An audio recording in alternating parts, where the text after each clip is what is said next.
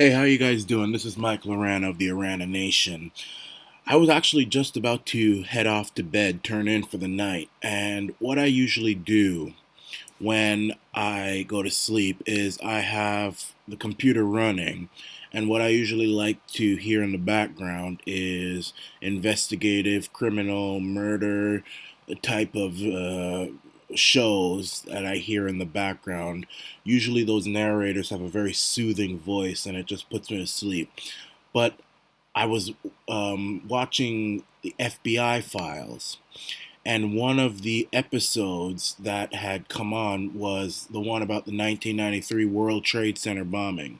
Now, we all know about 9/11, but many people may not remember that the World Trade Center was actually targeted by terrorists in the past. And one of those times was on February the 26th, I believe, 1993, when Ramzi Youssef, I believe an alleged uh, confidant of Osama bin Laden, parked a truck in the basement of the World Trade Center and and blew up the truck to try to bring down the towers. And obviously, it failed. They would succeed in 2001, but they failed to take down the towers then. And that's what the documentary was on. But something came up in the documentary that kind of alarmed me, and a bunch of red flags came up because one of the things that the narrator had mentioned, well, I will let you watch it, I will let you listen to it, but keep in mind that what you are about to see, what you're about to hear, was filmed before 9/11. So this was a documentary that was it was a season one of the FBI files, and it was taped on January 26, 1999. So that's 2 years before 9/11. So keep that in mind. 9/11 hasn't happened yet, and what you're about to hear is gonna maybe be proof that 9/11 was an inside job and it wasn't the plane that brought down the towers. Now, listen carefully.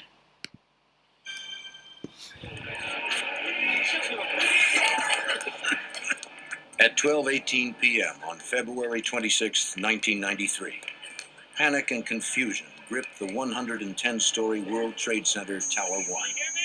People were trapped in elevators. Lights went out. Smoke turned the hallways black. Thousands of the injured and panicked occupants choked as they tried blindly to escape what seemed like a nightmare.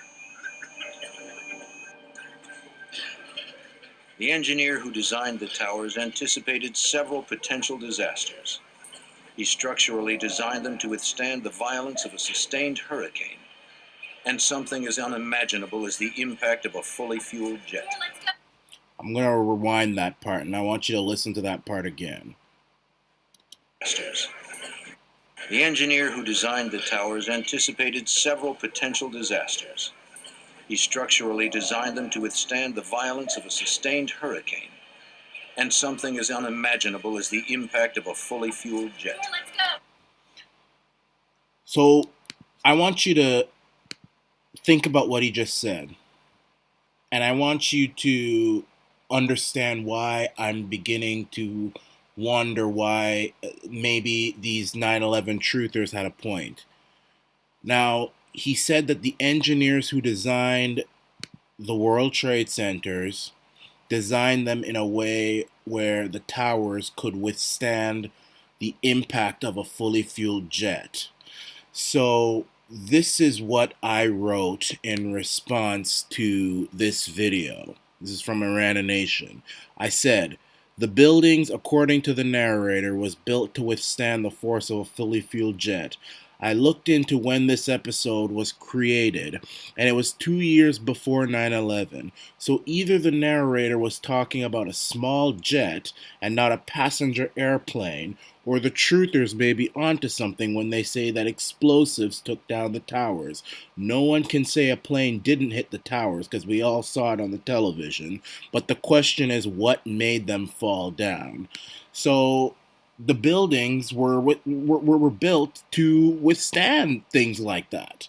That's so one plane could hit each of the towers, and the planes themselves would not be able, according to the narrator and according to the engineers, could not bring those towers down by themselves. Something else had to have brought them down. Doesn't matter how hot it got, doesn't matter about any of that stuff. The engineers, they say they built it to withstand. Now, I mean, maybe this is a case of the unsinkable Titanic. You know, they said that the Titanic was unsinkable, so maybe that's true. And I'm not jumping to any conclusions. I want you guys to let me know what you think in the comments section. But I believe that it's unfair to simply label these 9/11 truthers or people who at least ask questions about 9/11 as nuts or unpatriotic. I think that at this point it's completely unfair and undemocratic to say that, because there's a lot of questions now. I mean, there's a lot of questions. I understand. I'm not jumping to conclusions. The people who built Titanic said it was unsinkable and it sank on the first voyage. So, you know, maybe the engineers made a mistake. Maybe the narrator wasn't talking about a small jet. But this does bring in questions. If the buildings were if they went through tests, maybe they went through certain virtual digital tests and they determined that the buildings couldn't fall down through planes, then what brought the towers down? Was it explosives? That's the question that people have. I mean, people say that the buildings, when they fell, it looked controlled. Even Donald Trump, before he was president, he was interviewed on 9/11, or not 9/11, but he was interviewed uh, a few days after the attacks, and even he said that as a builder, it's very suspicious that that something else didn't happen. He actually said that maybe the terrorists put explosives in the building. That's what Donald Trump said. You can look it up. So there's a lot of questions, but the thing I want to let people know is, you know, ask yourself, why would the government do something like this? And it's simple. If it happened, it's because of the age-old problem that war is very profitable. War is extremely profitable, and one of the people who benefit the most out of war is central bankers. And these same central bankers are the same people who are behind pretty much all the wars we've seen in history: Civil War, Vietnam, World War II, all these stuff. I mean, the central bankers, they're the ones who created Israel to, to spark tensions in the Middle East, so that would be more war, and more war equals more money. And many of these central bankers, they're Zionists. And, you know, people like to talk about Arabs this and Arabs that and Muslims and, you know, Sharia and all this stuff. But, you know, people hate talking about the Zionists, especially the cuck-servatives. I call them cuck-servatives because the moment you mention it, they just get triggered. They get boiling mad. And I don't care, because, you know, it's the truth. You know, the truth will set your tacky head free. And the fact of the matter is that this is what we are faced with in the world. And until we deal with the people who control our economy and who control our politicians, until we deal with them, these things will continue to happen. But this sparks new questions, and I think that these questions need to be answered as soon as possible. So what do you guys think? Do you guys think that 9/11 was an inside job? Do you guys think that this clip from 1999 maybe sparks some new interest, or does it raise any red flags for you? Do you think maybe I'm just over exaggerating and, you know, it's just a case of the unsinkable ship? What do you guys think? Let me know in the comment section. This is the Rana Nation.